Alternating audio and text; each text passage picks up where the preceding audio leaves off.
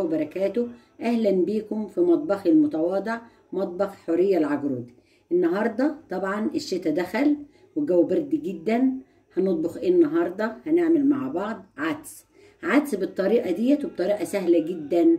معايا نص كيلو عدس غسلاه ومصفياه، معايا 3 بصلات مقطعاهم، معايا 5 طماطمات كبار وقطعتهم، معايا 2 كوسه قطعتهم، معايا 3 جزرات غسلتهم وقطعتهم، معايا هنا راس توم كبيره، معايا كمون، معايا شطه، معايا ملح، معايا فلفل اسمر. يلا بينا نحط المحتويات بتاعتنا ونروح على البوتاجاز. احنا جبنا الحله اهي، هننزل فيها بقى كل المحتويات بتاعتنا. ادي العدس، هنحط البصل، هنحط الجزر، هنحط الكوسه، الثوم بتاعنا، والاخر الطماطم اهو. وهنجيب بقى الميه بتاعتنا ونحطها ونروح على البوتاجاز نولع على العدس بتاعنا. يلا بينا. هنا جبت الميه بتاعتنا هننزلها على العدس والحاجات بتاعتنا اهي. طبعا العدس مفيد جدا، فيه كل الخضار، فيه مشتملات وكله فيتامينات، وبالذات للاطفال كمان تاكل منه كتير، لان اللهم احفظنا نزلات البرد اللي ماسكه الناس الايام دي كتيره جدا، وده بيرفع المناعه ما شاء الله. هيفيدنا كلنا في البرد ده، فان شاء الله كله ياكل، حتى الاطفال، لو حتى اطفال صغيره رضع برضو ياكلوا منهم، بتاع سن ال8 شهور ال10 شهور سنه ياكل عدس شرب. يلا بينا نولع بقى البوتاجاز بتاعنا ونقلب المحتويات بتاعتنا ونغطي عليه. هنا انا ولعت البوتاجاز وحطيت العدس بتاعي اهوت. هقلبه بس تقليبه كده قدامكم عشان كله ايه يبقى مع بعضه كده، ياخد ايه وضعه. انا دي طريقتي في العدس، ما بعملوش غير بالكوسه. انا صراحه في ناس بتحط بطاطس، بس انا مش بحب احط البطاطس لان بتعمل له مطه، وانا مش محتاجه المطه دي في العدس بتاعي خالص. انا بس كوسه وجزر، اكتر من كده ما بحطش. جربوا الكوسه، بتخلي العدس طري على القلب، ما يجيبش حمو خالص خالص خالص، وطعمه بقى جميل ولا اي حاجه خالص فيه. كده انا قلبت اهوت. هغطي بقى على العدس واسيبه ايه يستوي بقى براحته. يلا بينا حبايبي. العدس استوى خالص، داب دوب اهو، كله ما شاء الله بقى جميل خالص اهو. انا بس ايه بقلب فيه كده كل شويه علشان ايه يبرد، يطلع بس البخار اللي فيه، لان انا هضربه ايه في شفشق الخلاط وارجع لكم بقى تاني ان شاء الله وانا بضربه في الخلاط ونحطه ايه على البوتاجاز تاني. يلا بينا. هنا انا خدت العدس ضربته في الخلاط، معلش انا عافيتكم من صوت الخلاط اهو. ولعت البوتاجاز تاني ورديته في حله تانيه اهو. هياخد بقى الغلوه بتاعته، بس هنزل قدامكم البهارات بتاعتي. هنا الملح اهو، حط له معلقتين ملح. هنا معلقه فلفل اسمر. هنا معلقتين كمون. تعرفين الكمون ليه؟ لانه بيشيل اي انتفاخات من العدس، فبنكتر احنا الكمون مع العدس.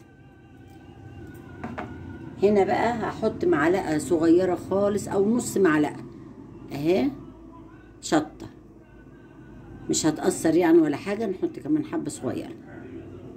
هنا بقى هفتح قدامكم المرقتين.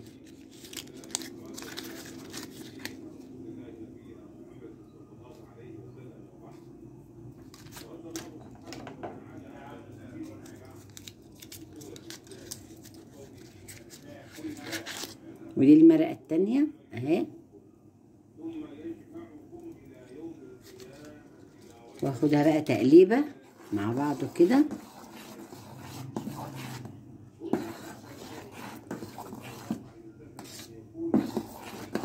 انا كده قلبته مع بعضه هنا يا حبايبي انا عندي شوربة لحمة من امبارح، فانا بشيلها واضيفها على العدس بتاعي. عندي شوربة فراخ بشيلها، هعمل عدس لازم احط له يا شوربة فراخ يا شوربة لحمة. كده انا هضيف شوربة اللحمة معاكم اهي، لان العدس بتاعي تخين، بدل ما احط مية انا بحط شوربة.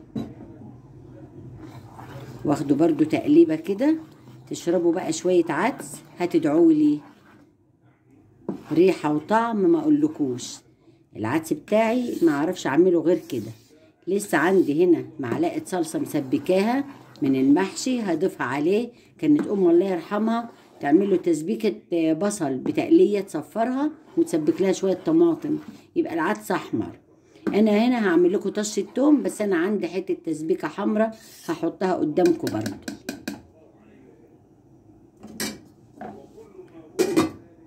حبايبي انا حطيت معلقة زبدة كبيرة من المعلقة دي، وحطيت معاها معلقة زيت علشان ايه احمر فيهم الشعرية والتومة مع بعض. ديت الطشة بتاعة العدس بتاعنا. فانا هحط شوية شعرية هم قدامكم كده، كفاية قوي عشان ما يتخنوش.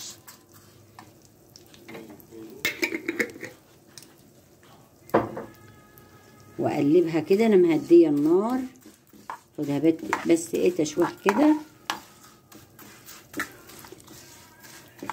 تقليبه بسيطة خالص. ريحة الزبدة طبعا بتدي للعدس طعم مش هقول لكم. طبعا بنعمل مع العدس الشوربة فتة، وانا جايبة لفة رقاق وهكسره برضو قدامكم للفتة بتاعتنا.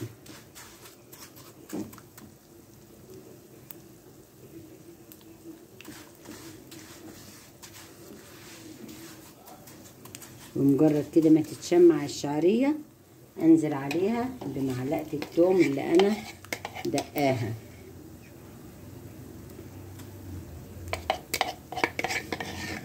يا دوب التومة تبقى بين الصفار والبياض.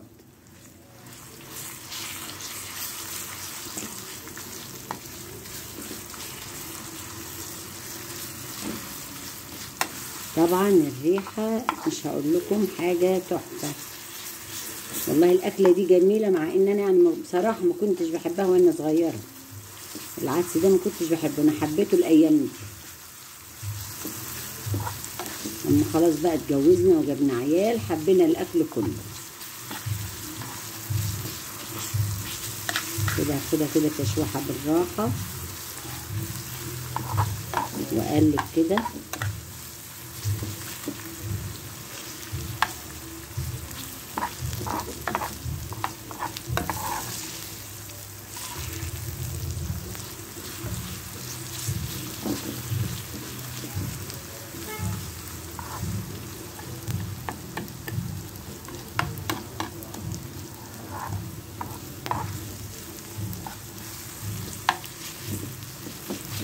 العدس جميل يا حبايبي، يعني اكلوه للاطفال زي ما انا قلت لكم في الاول. هو مفيد جدا جدا ومليان كله فيتامينات ما شاء الله، ويدفي الاطفال كمان في البرد اللي احنا عايشين فيه ده، ان الجو صعب جدا الايام دي.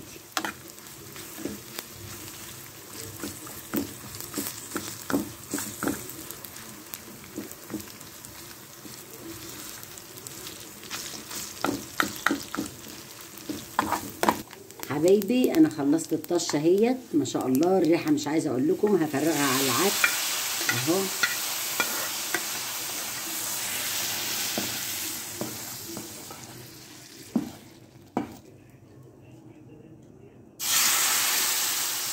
دي بقى اخر حاجه كده، اخد معلقتين 3 انزل التومه والشعريه اللي في الطاسه واموهم كده واروح منزلاهم تاني اهو. ادي طبيخ العدس بتاعنا سهل جدا، ريحه وطعم مفيش بعد كده.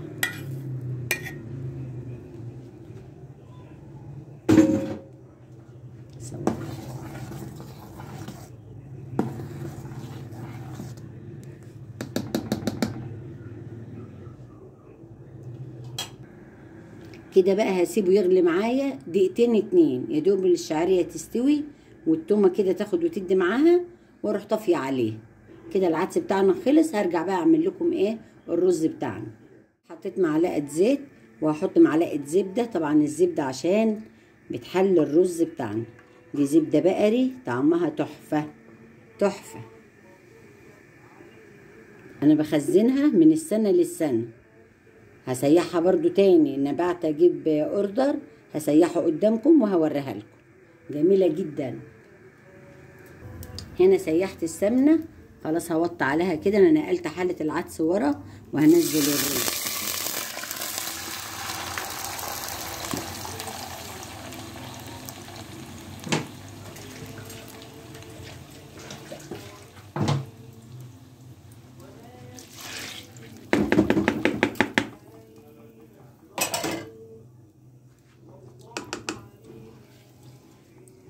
كده يا حبايبي هحط له بس الملح وايه، اعلي عليه النار.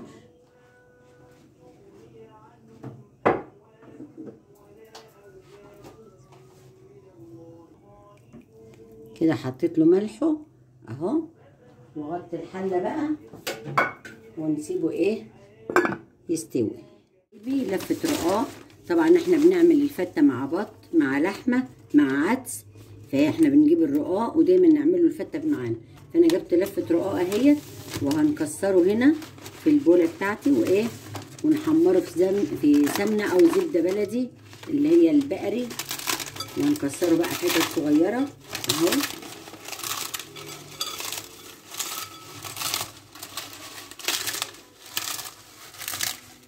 ناخد كمان ايه 3 ورقات كده لفات رقاق.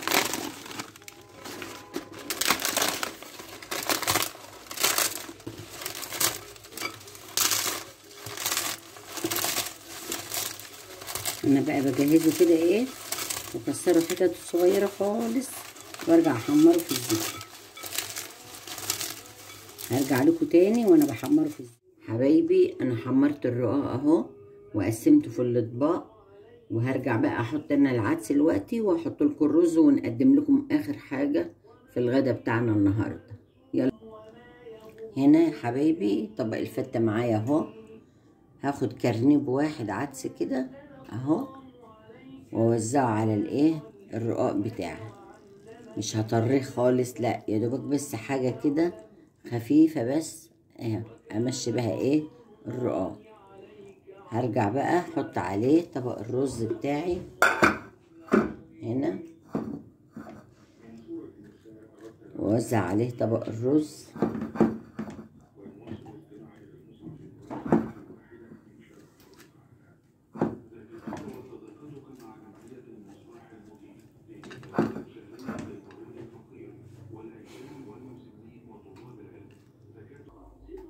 حبايبي ده الغدا بتاعنا، احنا خلصنا. ادي الفته بتاعتنا، عدس الشوربه، البصل الاخضر طبعا لازم ده مرتبط بالعدس على طول، ودي الشوربه بتاعتنا اهي.